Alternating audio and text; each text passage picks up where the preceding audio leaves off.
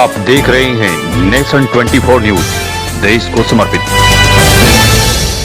मैं इस वक्त मंगलौर में हूं और मंगलौर से बीजेपी प्रत्याशी करतार सिंह भड़ाना, जो मामूली अंतर से चुनाव हार गए थे, इस वक्त वो एक बार फिर यहीं डटे हुए हैं। जिस तरह से जो लोग यहाँ विधानसभा का उपचुनाव है और लोगों के बीच ये बात चलाई गई थी कि करतार सिंह भड़ाना यहाँ चुनाव जीतेंगे तो भी नहीं मिलेंगे और हारेंगे तो भी दिखाई नहीं देंगे। और लेकिन करतार सिंह भड़ाना जी यही है। कल से हमें इनके बारे में सूचना मिली थी कि करतार सिंह भड़ाना जी अपने क्षेत्र में घूम करके मतदाताओं का धन्यवाद करेंगे।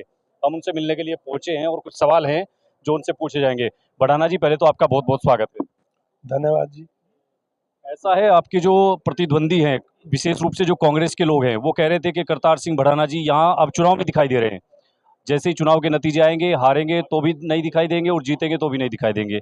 ऐसा कांग्रेस के लोगों ने ये बात चलाई थी चुनाव में। बाहरी का मुद्दा भी खूब चला था, लेकिन आप यहीं डटे हुए हैं, क्या कहेंगे? नहीं, मैं बाहरी था ही नहीं। मैं मंगलौर वासी हूँ, मंगलौर वासी रहूँगा। मेरा जन्म जन्म का लेना देना है।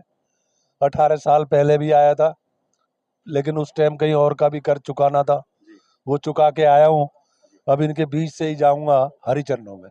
आप कह रहे हैं मंगलौर में हूँ। भड़ाना जी, आप कह रहे हैं कि आप इन जनता का कर्ज आपके ऊपर है और आप यहीं डट करके सेवा करेंगे। कहीं आपको हेलीकॉप्टर वाला बाबा कहा गया, कभी उड़न खटोले वाला कहा गया, कह रहे जैसे आए हैं ऐसे उड़ के चले जाएंगे। इस तरह की बातें क्यों चली, इतना हल्का क्यों समझ लिया आप? जब तो मैं उड़ के आया, अब मैं जो ना कार से आया हूँ। अब जमीन पे रहूँगा जब, तो जो उनके लिए उड़ना भी जरूरी था ना जी। जी जी। अच्छा, आपके ऊपर चुनाव में दल बल का इस्तेमाल करने, सत्ता का प्रयोग करने, तमाम तरह के आरोप लगे। हरीश रावत मिले थे हमें मतगणना के समय, कह रहे थे इन्होंने। देखिए, ऐसा है, ये आपके सामने है। मेरा मुख्यमंत्री, मेरी पार्टी ईमानदारी की राजनीति करती है और मैं भी ईमानदारी की,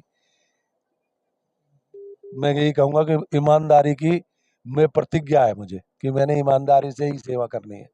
नहीं तो अब भी अगर वो ऐसा कहते हैं तो आपको खुद सोचना चाहिए कि इससे बड़ी ईमानदारी का प्रूफ और क्या होगा 300 वोटों से। जी, बहुत मामूली अंतर से चुनाव आप हारे हैं। जनता तो सोशल मीडिया पे बहुत चल रहा है, करतार सिंह भड़ाना जीते नहीं, हारे नहीं, वो जीत गए हैं, लोगों का दिल जीता है, इस तरह की सोशल तो मीडिया। वो सच बात यही है कि मुझे तो लोगों का दिल और लोगों का प्यार चाहिए था, वो मुझे मिल गया। मुझे इससे क्या लेना। अच्छा भड़ाना जी, एक यहाँ के विधायक हैं, जाति कुछ करके, वीरेंद्र जाति कुछ हैं, वो आपके लिए एक जनसभा में ये कहते हुए सुनाई दे रहे हैं कि ये भड़ाना सड़ाना क्या है, ऐसे तो काजी के जो मतलब घर पर बहुत सारे भड़ाना जो है रहते हैं। क्या मतलब वो आपको इतने हल्के में ले रहे हैं? क्या बताएंगे आप लोगों को? ये कौन किसके पास रहता है मुझे नहीं पता, वो लेकिन आपकी हस्ती को बड़ी छोटी समझ करके नाप रहे हैं जिस। मैं आपको बताता हूँ, मेरी हस्ती कुछ नहीं है।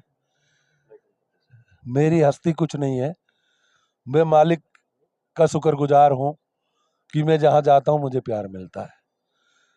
कौन क्या बड़ा है, लेकिन इतना जरूर है कि करतार सिंह भड़ाना दुनिया की सारी दौलत मिलके करतार सिंह को एक बाल को नहीं खरीद सकती। दुनिया की सारी दौलत मिलके, करोड़ों काजी मिलके भी ना एक बाल को नहीं खरीद सकते मेरे।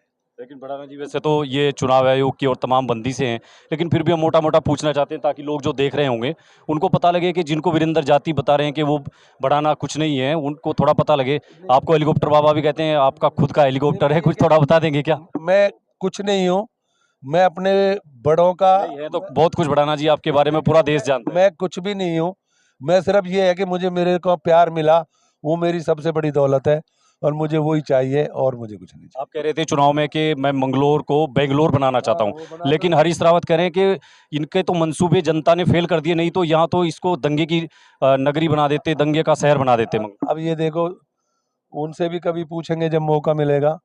मैं जहाँ जहाँ भी रहा हूँ वहाँ आज भी लोग मुझे प्यार करते हैं। मैं जहाँ राजनीति करके आया हूँ, अगर मैं 15 दिन किसी के लिए वोट मांग के आया हूँ ना, तो वो भी आज मुझे 10 साल बाद भी उतना ही प्यार करते हैं और वो मिलने आते हैं। तो मंगलोर में आप डटे रहेंगे, मैदान छोड़ के जाएंगे नहीं? ना, बिल्कुल नहीं जाऊंगा। ऊपर वाला ही बुला ले तो अलग बात है। बाकी में 2.5 सब साल बाद जब चुनाव होंगे तब तक का इंतजार करेंगे भड़ाना जी? 2.5 साल नहीं है, मेरा जीवन यही रहेगा। ये बनना ना बनना कोई फर्क नहीं पड़ता मुझे। बहुत धन्यवाद आपका सर हमारे से बात करने के लिए। तो ये थे बीजेपी के प्रत्याशी करतार सिंह भड़ाना, पूर्व मंत्री हैं और जो अभी बहुत मामूली अंतर से यहाँ के जो मंगलौर विधानसभा का उपचुनाव है उसको बहुत मामूली अंतर से वो हारे थे। और काजी नजीमुद्दीन और तमाम जो कांग्रेस के नेता उन्होंने इन पर जो आरोप लगाए थे उसको लेकर भी हमने उनसे बातचीत की है। तमाम सवालों का बहुत अच्छे से जवाब दिया है। बहुत धन्यवाद आपका सर।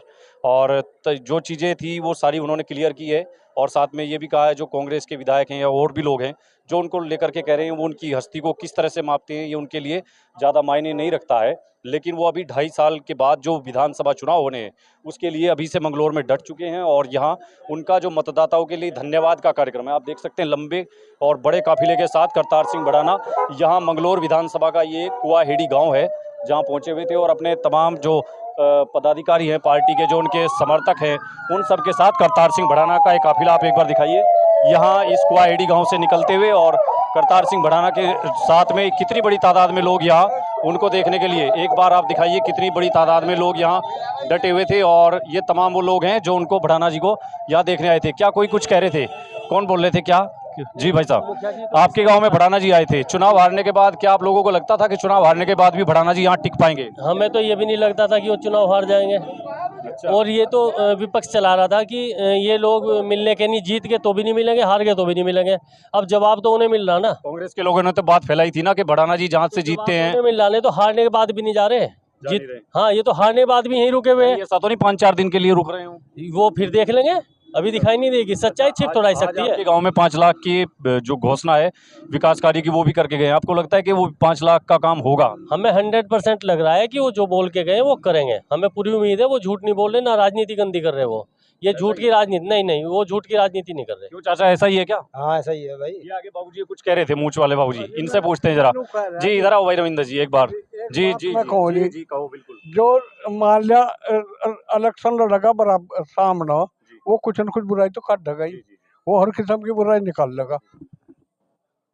तो आप ये कह रहे हैं कि जो विपक्ष है उसका तो काम है आरोप लगाने का।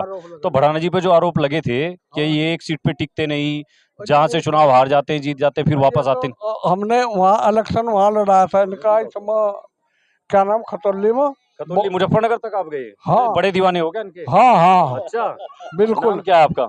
मेरा नाम वीरेंद्र है जी। वीरेंद्र त्यागी जी? हाँ जी। मुखिया जी है जी? गाँव में मुखिया जी गए। मुखिया जी हैं आप? हाँ हाँ जी। तो मुखिया जी जो कह रहे हैं बात सच कहेंगे। मुखिया जी की बात में दम होता है।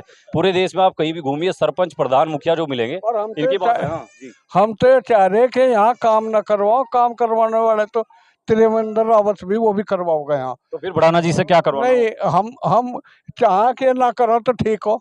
अच्छा जी। इन्हें 12 करोड़ से भी ज्यादा लगाए गए यहाँ से, और इनका सारा वो यहीं अच्छा, लगवाओगे। मतलब चुनाव के खर्च को जोड़ रहे हैं आपको, आईडी गांव में एक पैसा ना लगे बस अब। हाँ जी।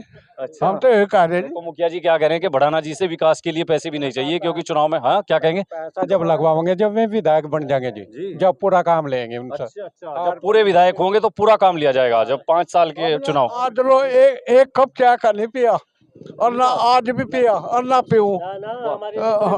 एक आज तक 1 रुपए का भी कह नहीं सकते हमारे लोग। नहीं, त्यागी समाज को हम बहुत अच्छे से जानते हैं। त्यागी समाज के लोग बड़े स्वाभिमानी होते हैं, ब्राह्मण और भूमिहार समाज है और बहुत अच्छी पश्चिम उत्तर प्रदेश में इनकी पकड़ भी है। और त्यागी समाज का एक गांव है जहां एक कार्यक्रम अभी हुआ था, धन्यवाद करने के लिए करतार सिंह भड़ाना यहाँ आए हुए थे। और देखिए भीड़ किस तरह से जुट गई है एक हारे हुए प्रत्याशी और एक नेता को देखने के लिए इतने सारे लोग। कहीं आप लोग वैसे तो नहीं आए चाय बिस्किट वाला, है जी?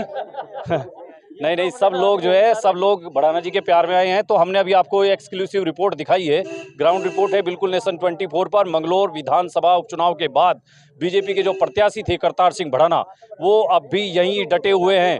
मतगणना के दिन हमने जब पूर्व मुख्यमंत्री हरीश रावत से मैंने बात की थी, हरीश रावत कह रहे थे कि मंगलौर को दंगों का शहर बनाने के लिए करतार भड़ाना आए हुए हैं। लेकिन भड़ाना जी अभी कह के गए हैं कि वो विकास लेकर आएंगे और 2.5 साल यहीं रह करके चुनाव लड़ेंगे, दोबारा से जीतेंगे और फिर जनता की सेवा करते रहेंगे। आप हमारे साथ कल तक बने रहिए। कल हम फिर इस विधानसभा के अगले गांव में आपको लेकर चलेंगे जहां करतार सिंह भड़ाना जी के कार्यक्रम रखे गए हैं। साथ में हम सहारनपुर से राकेश टिकैत की कल होने वाली किसान पंचायत भी आपको दिन में दिखाएंगे। बने रहिए नेशन 24 के साथ। धन्यवाद।